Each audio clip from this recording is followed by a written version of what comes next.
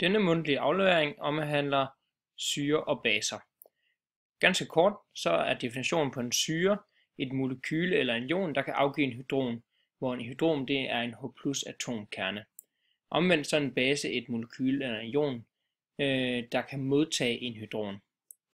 Hvis vi starter med at se på en syre heroppe, som der opløses i vand, altså H2O, så vil det, når reaktionen forløber, når syren reagerer med vandet, danne en base, som vi kalder den syrens komplementerende base, samt at der vil blive dannet H3O+ ioner.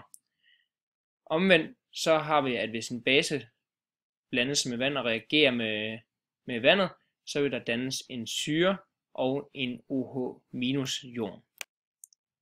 I det første eksempel heroppe, der ser vi, at udover syren selvfølgelig agerer som syre og har dens komplementerende basepar, så vil H2O det vil faktisk også agere som en base, fordi at det modtager en H+ ion og bliver til H3O+.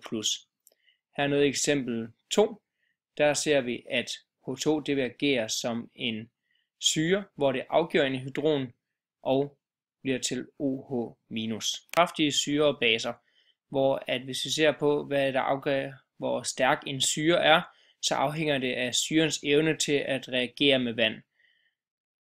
For at bestemme denne evne, kan man bestemme ligevægtskonstanten for en given syre, hvor at det kalder vi også for styrkekonstanten, hvor at jo større et tal ligevægtskonstanten giver, jo stærkere vil syren også være, da syren i så tilfælde vil have større tendens til at danne H3O+ ioner, og derved vil ligevægten for en stærk syre være skubbet meget stærkt over mod højre.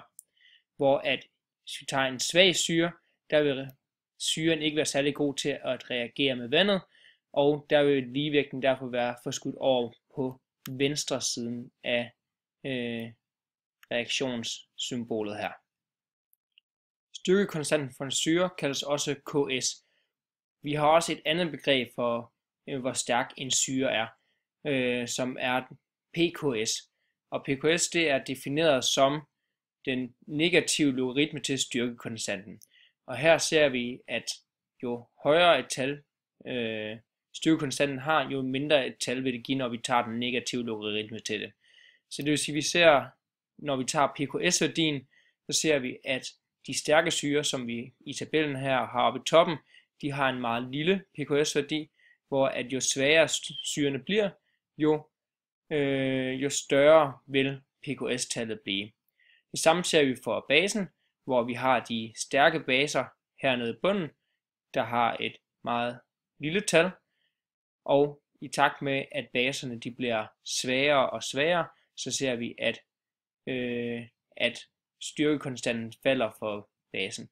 Når det er en base, så er det ikke pKs, men så er det i stedet for pKb, da basens styrkekonstant angives som Kb og ikke Ks. I forlængelse af det her med de komplementerende syre- og basepar, så er der nogle stoffer, der både kan agere som en syre og som en base. Jeg har taget 2 eksempler med på først en syre, der bliver opløst i vand heroppe, hvor vi har H2CO3, hvor at der reagerer med vand og danner HCO3-, hvor at HCO3- i det her tilfælde det modtager en hydron fra syren herover og dermed agerer som en base i det her tilfælde. Omvendt så har vi hernede en base CO3 2-, som vi blander med vand, og hernede der ser vi så, at den her base den modtager en hydron og dermed bliver HCO3-, og hvor at vi så ser, at HCO3- agerer som syre i det her tilfælde her. Så det vil sige, en stof, der kan både agere som en syre og en base, kaldes for en amfolyt. Udover at vi har HCO3-, der både kan i det her tilfælde kan agere som en både base og en syre, der har vi også heroppe først H2O, der er en amfolyt, da det både agerer base heroppe i eksempel 1, og det agerer som syre hernede i eksempel 2. Hvis vi går tilbage til tabellen her over syre og baser, så har jeg markeret med grøn de syre-baser, der kan agere både som en syre og en base. Det vil sige, at vi har HSO4-, der kan agere som en syre og som en base. Vi har H2, som er nævnt. Vi har H2PO4- her og her. Vi har HCO3-, som vi også lige har haft nævnt. HPO4, 2- og OH-. Til sidst skal vi se lidt på den her figur, hvor det er, at vi først ser vi, det er en titreringsfigur, hvor vi ser titrering af 2 syrer. Den gule linje her er etansyre, og den røde linje er salpetersyre, hvor der begge titreres med natriumhydroxid, der er en stærk base, hvor vi kan se, at i takt med, at vi tilsætter natriumhydroxid til de 2 syrer, så vil pH gradvist stige, og lige pludselig så vil den stige meget markant og have et lodret stykke. Midten af det her lodrette stykke er det, vi definerer som ekvivalenspunktet. Når vi kender ekvivalenspunktet for syren her, så vil vi kunne beregne syrenes oprindelige koncentration.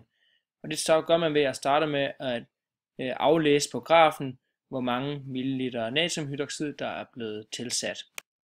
Nu kender vi altså både koncentrationen af natriumhydroxid, der var kendt på forhånd, samt at vi kender volumen af natriumhydroxid. Og dermed kan vi så bestemme stofmængden, der netop er givet ved at gange koncentrationen med volumen.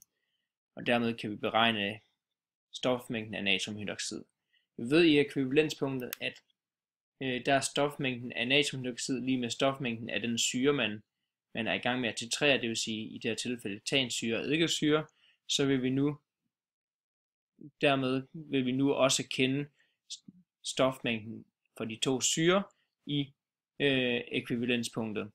Og når vi har stofmængden for de 2 syrer, samtidig med at vi har et kendt volumen af syrerne på forhånd, så kan vi nu beregne koncentrationen ved starten, som er givet ved koncentrationen C er lige med stofmængden N delt med volumen V.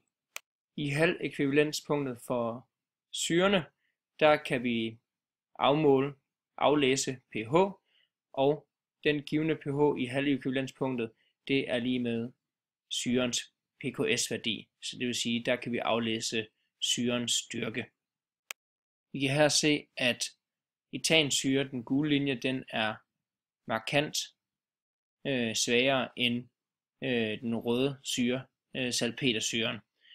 Og det er sådan, at når man titrerer en stærk syre med en stærk base, som natriumhydroxid er, så vil man få et ekvivalenspunkt omkring de 7 i pH, fordi at der bliver dannet vand, og så bliver der dannet et neutralsalt.